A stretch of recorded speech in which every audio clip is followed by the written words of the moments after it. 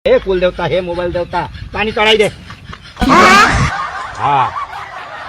70-65 वर्षको बुढी मान्छेहरूलाई 30-35 वर्षको जवानी बनाउने पनि तिमी, 70 वर्षको बुढो मान्छेहरूलाई 20-22 वर्षको जवान बनाउने पनि तिमी, केटाकेटीहरूलाई सबैलाई कुलतमा लाने पनि तिमी। तिमीबाट कसैले राम्रो ज्ञान सिक्दैछ भने तिमीबाट कसैले नराम्रो ज्ञान सिकेर संसारको भ्रष्ट भएको पनि तिमी।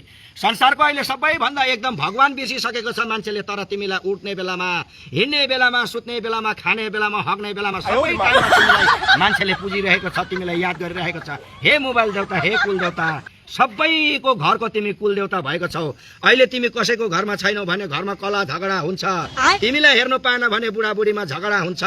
तिमीले गर्दाखेरि आफ्नो घरको बुढी चाहिँ अलाछिना जस्तो, अर्काको बुढी चाहिँ मालासिना जस्तो देख्ने शक्ति पनि तिमीले प्रदान गरेको छौ। पानी चढाइदे।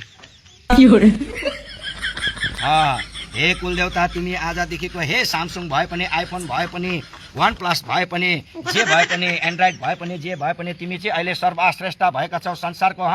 केटीहरूको गोजीमा बस्ने पनि तिमी, केटाहरूको गोजीमा बस्ने पनि, सबैजनाको ससुराली र टाढो बनाउने पनि तिमी, गाउँघरमा एक्लै बनाएर बारको चेपमा दाँत देखाउने पगला बनाउने पनि तिमी। सबै ज्ञान गुणामा तिमी पहिला छौ। तिमी बेगर त अब यो संसारको मान्छेहरू जिउन सक्दैन। बरु किडनी छैन भने बाँच्छ होला, तिमी छैन भने बाँच्नु सक्दैन। तिमी बेगर त अब त मान्छे